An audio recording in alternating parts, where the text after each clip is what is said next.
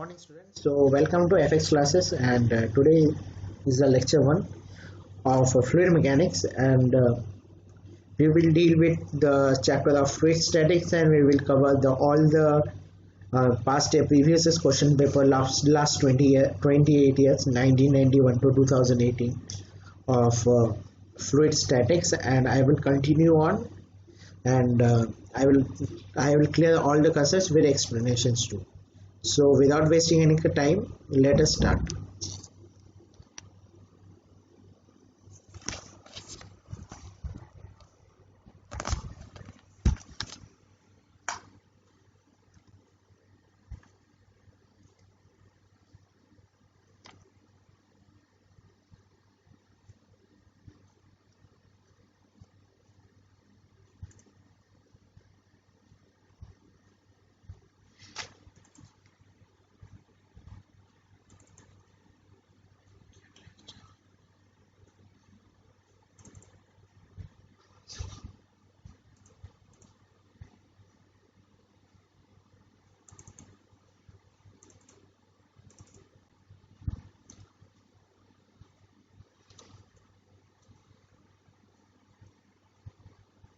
So as you can see that this is the first question. So we will start with with one by one, and these are the questions we are going to cover from first question to, let's see how many questions are there. 21, 25, and okay students, so 25 questions are there. So we will deal with 25 questions and then we will end the class.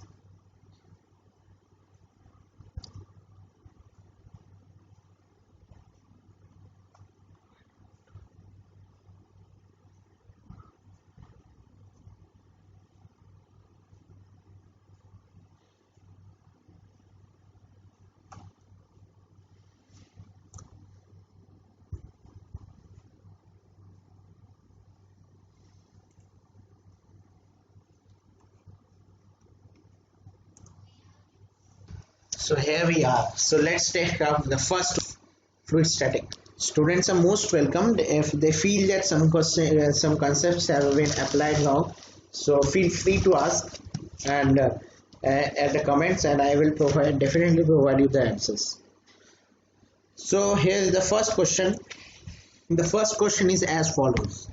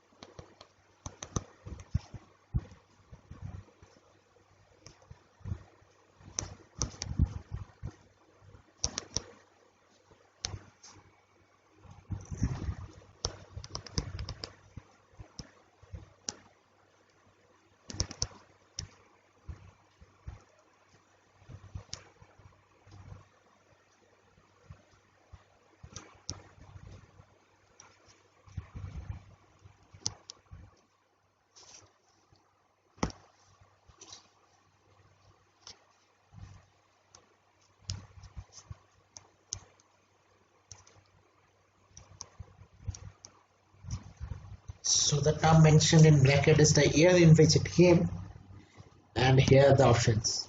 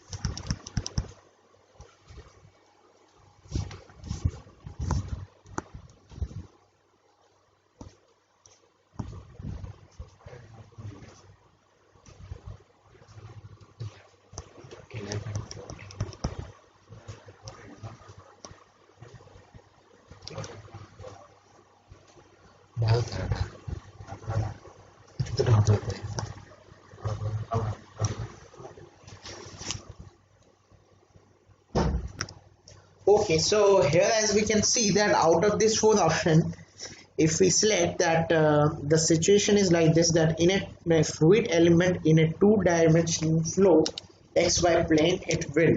So assume that this is a fluid. This is a fluid. This is a chamber. Let me say that this is a rectangle, and in this rectangle fluid is filled.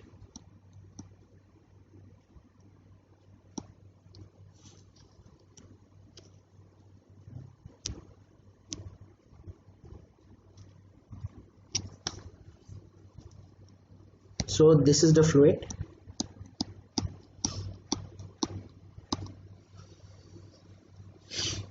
Sorry, this is the fluid. Wait. Take this is a chamber of xy, and this is the fluid inside it. Fluid is filled. Now here it is saying that for a fluid elements in two-dimensional plane, it will undergo. So as you know that if this is, it is not having any width, means that is its T thickness is very less, tends to 0. So it has only, it's a two-dimensional plane.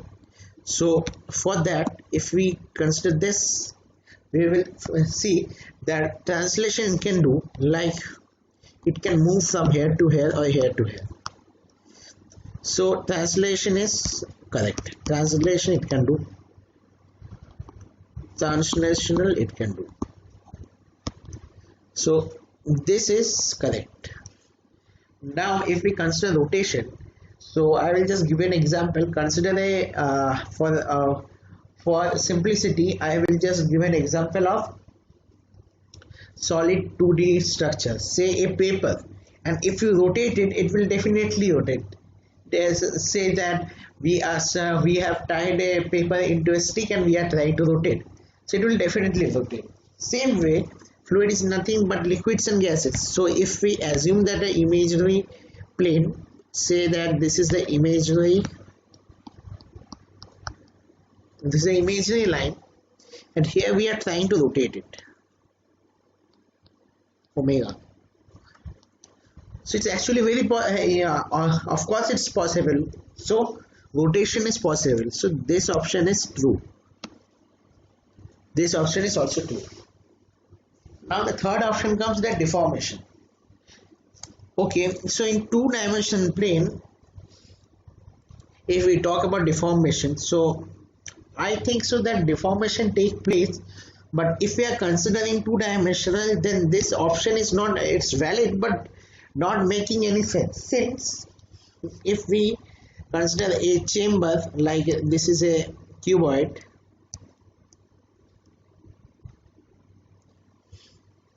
and it is having some thickness as T, this is having a thickness T,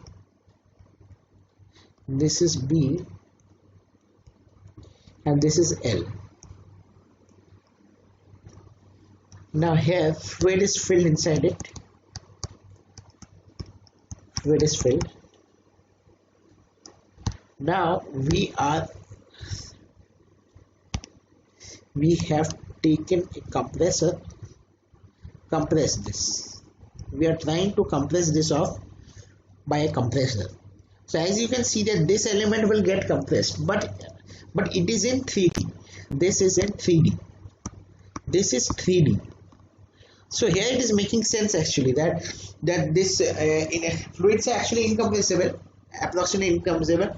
But if we try to compress it, it will compress till very less extent, and if we talk about air, it will definitely get compressed. Like the example is liquefied petroleum gas also.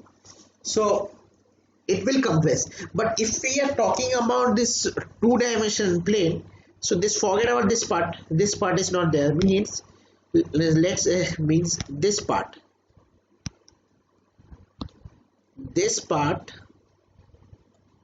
is not there, so we are only having this part, this much part only, and this is like this.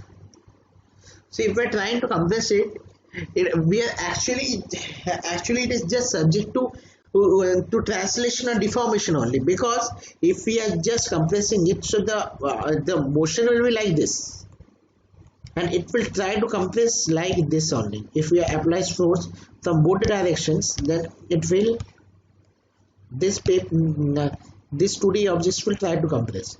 So actually deformation that is talking about, deformation is indirectly nothing but the translation and all. So the correct answer should be a translation is correct, and deformation. So I will go with option C. This is the option, correct option.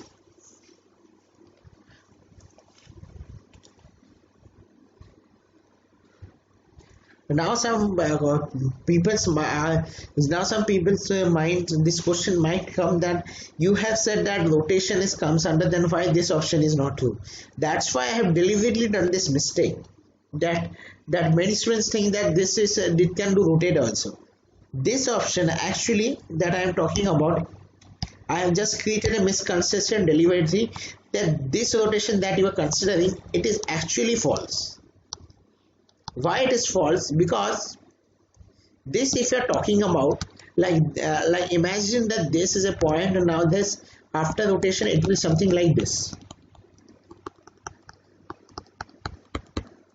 and then its next position would be like this if you are trying to rotate. See, if you are trying to rotate in a particular axis, it will this rotation would have only one component, and this will follow something like this part. It will follow, like, say, if I will draw the top view, it will follow a circular path. It is like just following like a circular path. This is just the top view of this rotational one. But as you can see that here, since there is no thickness, so actually only one type of force exists, that is only the centripetal force act on it. Centripetal force is acting on it, but the centrifugal force is there. But if we are talking about the rotation, so in rotation V is equal to omega r, so omega is there. Now A, acceleration, is equal to V square by r, and one is acceleration is equal to omega r. So this omega is there, but V square by r actually it's not there actually, because V, what you are saying, this velocity is actually not there. So we cannot say that it is actually a three-dimensional. So for rotation, it must be three-dimensional, and if we are considering two-dimensional, then it will definitely rotate. But we cannot call it as rotation, because here we cannot take force into consideration, since if there is no thickness, so we can so it will its mass will be almost negligible. No, I cannot comment on that. If this is no, then according to the dynamics of laws which I already studied in mechanics, you will see that that force wouldn't act on it. That's why I am not agree with this rotation, and that's why the C option is true. So students, this is the second question which came in GATE 1994. So this answer would be this. Before explaining this concept, I would suggest you to first of all clear the concept like meta center. You just go through that part, and also don't forget to and the analytical method of derivation of that meta center also. So that so please go through that portion, and if you study that, then only it will be helpful to you for understanding. Otherwise you might not understand this, but I will try my level best to explain also. So see here, this is the case.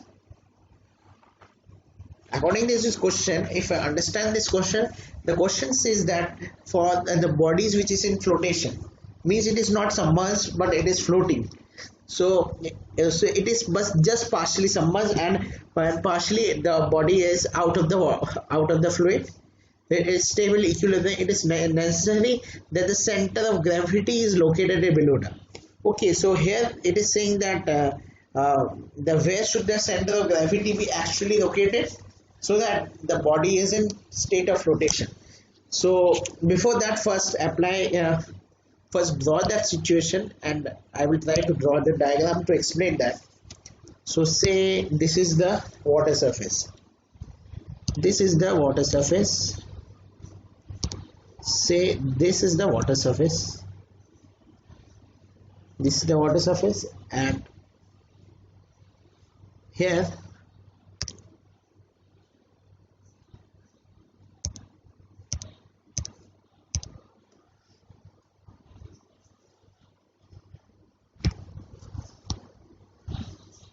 this is the water surface, and this is the diagram. Say this is the body. This is the body, where this is my body, where it is something like this. Let us assume this is our body, and wait, I will just create a simple body.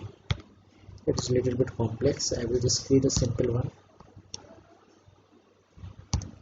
Say this is a body.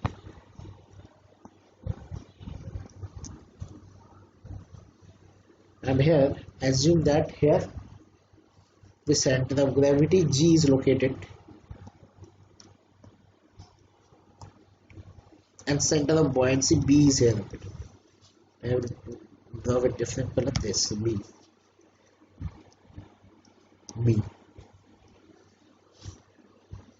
Now if this is the case, then what will happen? This body would somehow be like this.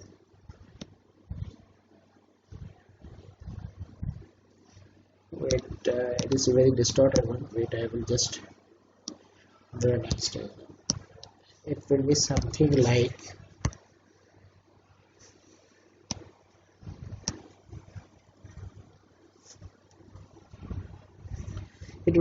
like this, and here this is its center axis. We are saying that this is the axis, and this is its axis. So here, and this was the previous axis. Let's assume that this is the previous axis.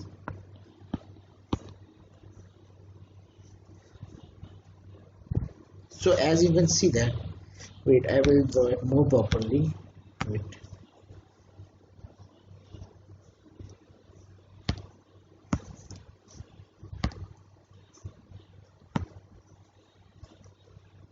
See, this is the body, and here if we talk about, so this is the axis, this was the previous axis, and here it is. This is our axis, and this is our previous axis, which is passing through center of pressure. This is our axis.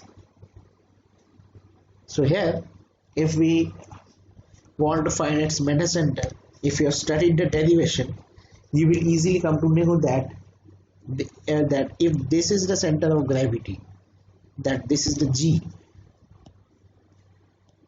If this is the G, and if here is the B, say here is the B, it's below that, then it's nothing. If we join the line of B, let's join this line of B,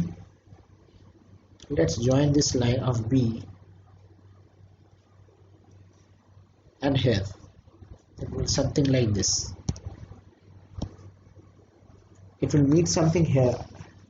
Yeah, but it will meet something here. It is not so precise, but here it will like here the meta center will be located. With this we can tell it that this is the applied torque. This is the applied couple. here we have applied the couple, and for since we have applied in coupling the so the for Newton's third law says that there is a opposite reaction also, so this is the restoring coupling. Restoring coupling. So as you can see that after identifying the metastrata, I hope so that there is a clear picture in front of you that why this why it is necessary, so that the buoyancy and the center of pressure, why B should be below G. Okay, so this question is over. Now we will just proceed on the third question. So here is the question. As you can see that this is the mercury manometer which is used to measure the pressure at a point as shown in figure 2.9. So this is figure 2.9. This is figure 2.9. This is figure 2.9. So the difference here is 10 mm. So the gauge pressure, so we have to find the pressure at this point. It's clear. It's clearly mentioned that the pressure where is to find out. So we have to, first of all, the important thing in the gate is to focus on the question. So we have to find the pressure here actually. So this is the pressure where it is to find out. So here we have to find. This is to find the pressure. What is here? What is the pressure is? So here is the solution to it. The solution is as follows. We know that this is the point x plane and this is y plane. This is the x plane. This is the x plane, and this is the y plane. The yellow one is y plane.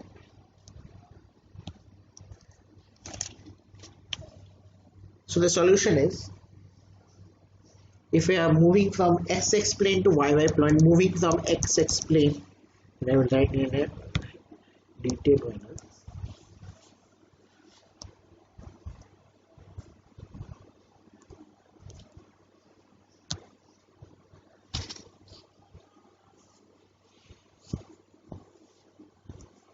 So solution is,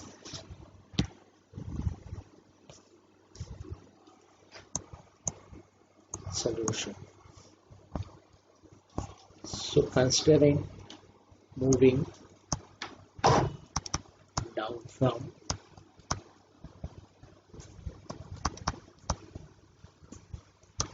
x plane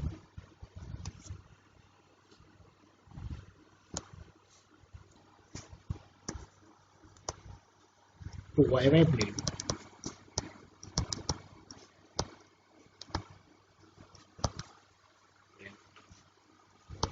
the equation of pressure is as follows.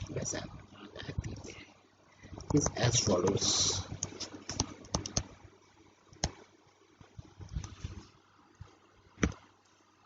PA, this is the main equation, that is PA plus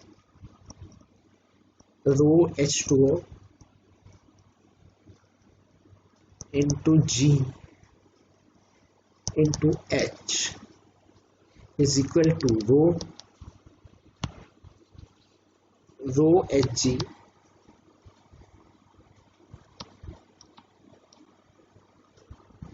Hg into G into H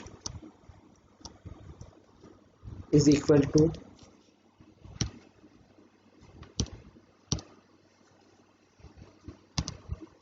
PATM,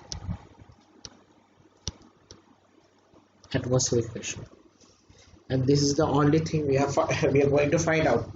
So solving this equation, we know that PA is equal to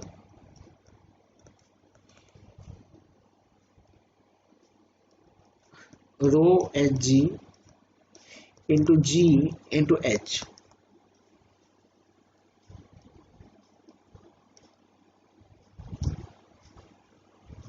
Minus rho H2O into G into H.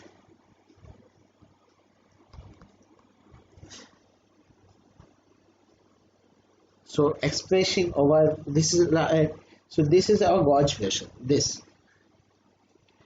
So after finding out, we will just see that PA is equal to substitute. We are now substituting the values, that is 13,600 into 9.81 into its given 10 mm. So it is given 10 mm. So 10 mm means this 0.01 is equal to 1000 into 9.81 into 0.01. So it is minus, not equal to. And solving this, we will get the answer as PA is equal to 1236 Pascal.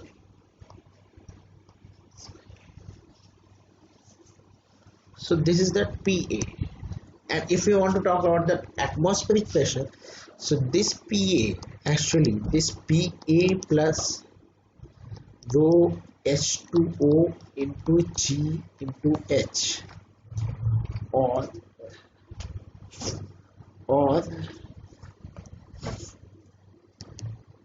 rho into Hg into G into H is equal to PATM.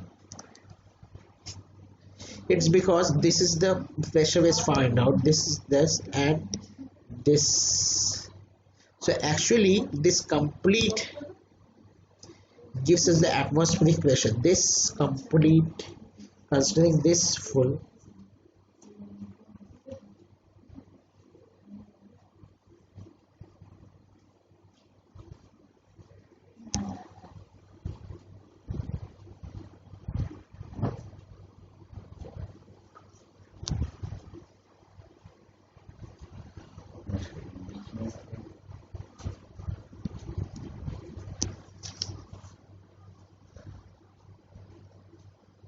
so considering this equation, this is the whole equation stands for the atmospheric equation.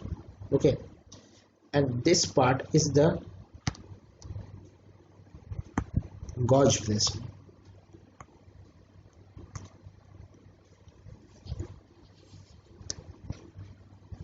This is the gauge pressure.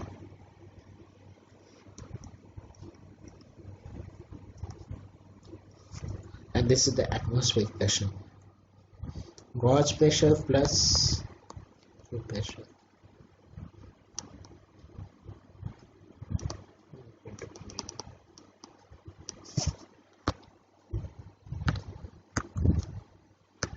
So I hope so that you have got this stuff, this gauge pressure one. And if you want to really know that what does the gauge pressure, atmospheric pressure, vacuum pressure actually mean, so you have to go through the concepts of various pressures, which is explained in detail in AICTE classes. Okay, thank you students, and in next class we will proceed on with this chapter with further numerics.